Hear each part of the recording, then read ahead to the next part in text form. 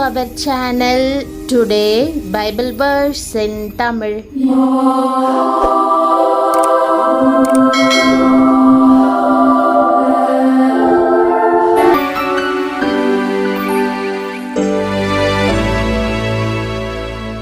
இன்றைய வசனம் ஏசாயா 30 அதிகாரம் 21 வசனம். கிறிஸ்துவுக்குள் பிரியமானவர்களே, நம்முடைய ஆண்டவரும் இரட்சகருமான இயேசு கிறிஸ்துவின் வல்லமையுள்ள நாமத்தில் உங்களை வாழ்த்துகிறேன். ஆண்டவரை தேடும்படி நீங்கள் சீக்கிரமாய் எழும்பும்போது அவர் எழுந்து தம்முடைய வார்த்தையினால் உங்களை ஒரு நோக்கத்துடன் கூடிய ஆசிர்வாதங்கள் நிரம்பி வழிகிற வாழ்க்கைக்குள்ளாக வழி நடத்துவார். நீங்கள் வலது புறமாய் சாயும் போதும் இடது புறமாய் சாயும் போதும் வழி இதுவே, இதிலே நடவுங்கள் என்று உங்களுக்கு பின்னாலே சொல்லும் வார்த்தையை உங்கள் காதுகள் கேட்கும் என்ற வாக்குதத்த வசனத்தை இன்று நாம் தியானிப்போம். ஆண்டவர் உங்களை வழிநடத்தி ஆசிர்வதிப்பாராக. உங்களை சரியான பாதையில் நடத்தும்படியாய் அவரது குரல் ஒலித்து கொண்டே இருக்கிறது. ஆனால் தேவனுடைய சத்தத்திற்கு நீங்கள் செவி கொடுக்க வேண்டும்.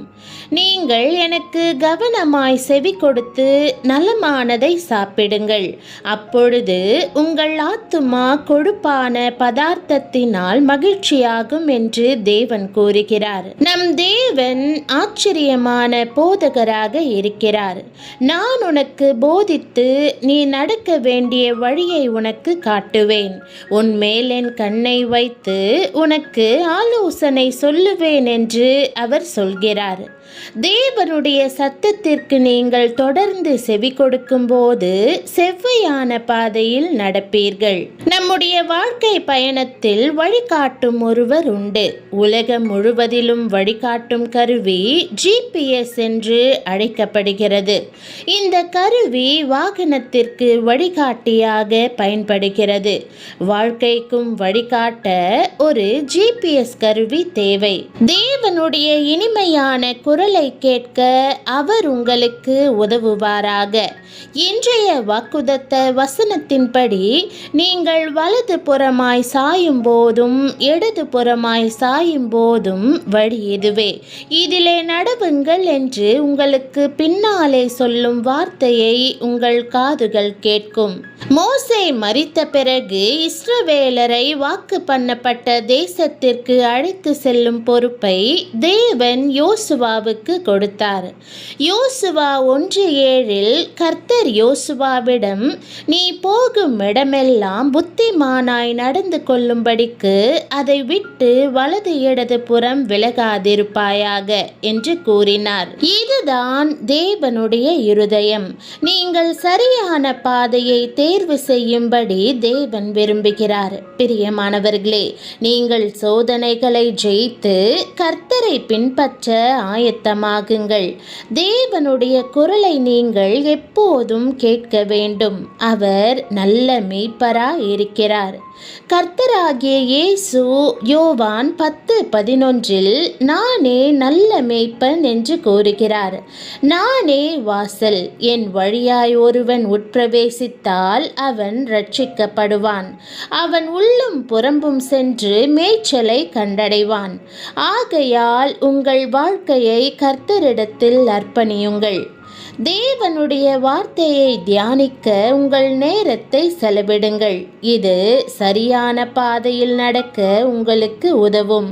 அப்பொழுது தேவன் உங்களை எல்லா வகையிலும் ஆசிர்வதிப்பார். சரியான வழியில் நடக்க உங்களுக்கு உதவுவார். கர்த்தராகிய இயேசுவை பின்பற்றுங்கள். ஏனென்றால் அவர் நல்ல மேய்ப்பரும் வழியும் சத்தியமும் ஜீவனுமாய் இருக்கிறார்.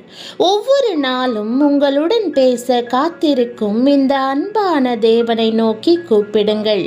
அவர் உங்களை சரியான பாதையில் அழைத்து சென்று உங்களை வெற்றியடைய செய்வார். நம்முடைய ஆண்டவராகிய இயேசு கிறிஸ்து நமக்கு உதாரணமாக வாழ்ந்து சென்றுள்ளார். அவர் அதிகாலமே எழுந்து வனாந்தரமான இடத்துக்கு சென்று பிதாவாகிய தேவனை தேடினார் என்று வேதத்தில் வாசிக்கிறோம். பிதாவாகிய தேவன் அவரிடம் பேசியிருப்பார். இதுதான் வழி, இதிலே நட என்று சொல்லியிருப்பார். பிரியமானவர்களே, அதையே செய்யுங்கள். அதிகாலையில் எழுந்திருங்கள், முழங்கால் படியிடுங்கள். ஆண்டவரை நோக்கி, ஆண்டவரே, இதோ இருக்கிறேன், என்ன செய்ய வேண்டும் என்று எனக்கு கற்றுத்தாரும் என்று கூறுங்கள். அவர் இதுதான் வழி, இதிலே நட என்று சொல்லுவார். எவ்வளவு மகிமையான வாழ்க்கை! நம்முடைய முற்பிதாக்கள் கர்த்தரை இவ்வாறே தேடினார்கள் என்று வேதம் குறிப்பிடுகிறது. தாவீதும் கர்த்தரை இவ்வாறே தேடினான். அவன் கர்த்தரின் ஜீவனின் பலனானவர் என்று கூறுகிறான்.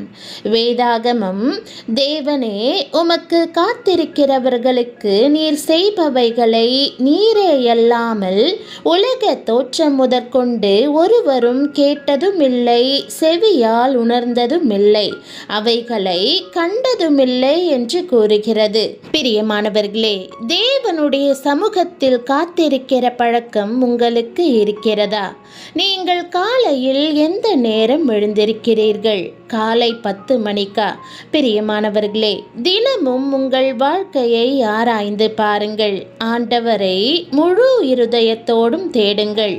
இயேசு அதிகாலமே பிதாவை தேடியது போல நீங்களும் தேடுங்கள். அப்போது உங்கள் வாழ்க்கையில் தேவ பிரசன்னம் நிறைந்திருக்கும். அவர் எங்கே செல்ல வேண்டும், என்ன செய்ய வேண்டும், எப்படி செய்ய வேண்டும் என்று உங்களுக்கு போதிப்பார்.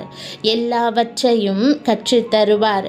உங்கள் வாழ்க்கையை ஆசீர்வாதமானதாக மாற்றுவார். இப்போது உங்கள் வாழ்க்கையை அவருக்கு முன்பாக அர்ப்பணிப்பீர்களா? அவரிடமிருந்து ஆசீர்வாதத்தை பெற்றுக்கொள்வீர்களா?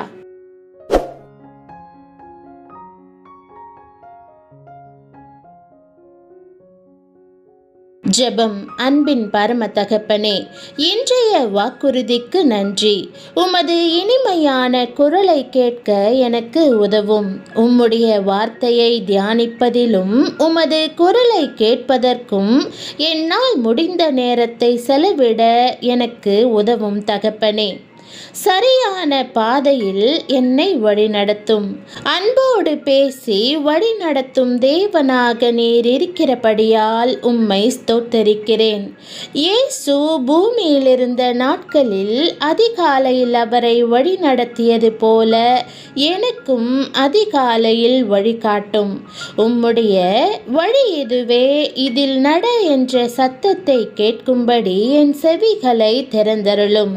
எல்லாவற்றையும் மேலாக முதலாவது உம்மை தேடுவதற்கு, உம்முடைய சமூகத்தில் காத்திருப்பதற்கு, நீர் எனக்கென்று நியமித்த பாதையில் செல்வதற்கு எனக்கு கற்றுத்தாரும். ஒருபோதும் என்னுடைய சொந்த விருப்பங்களின்படி செய்து அழிந்து போக அனுமதிக்காதிரும். உம்மையே முழுவதுமாக நம்புவதற்கு உதவி செய்யும். என் இருதயத்தை உம்முடைய ஞானத்தினால் நிரப்பும். என் அடிகளை உம்முடைய சமாதானத்தினால் நிரப்பும். உமது விருப்பத்தை என் வாழ்வில் நிறைவேற்ற உதவும். உமது நாமம் மகிமைப்படட்டும். இயேசுவின் நாமத்தில் ஜெபிக்கிறேன் நல்ல பிதாவே, ஆமென். என் ஆத்துமாவே கர்த்தரை ஸ்தோத்திரி, என் முழு உள்ளமே அவருடைய பரிசுத்த நாமத்தை ஸ்தோத்திரி. என் ஆத்துமாவே கர்த்தரை ஸ்தோத்திரி, அவர் செய்த சகல உபகாரங்களையும் மறவாதே. ஆமென். தேவனுடைய நாமம் மகிமைப்படுவதாக. ஆமென்.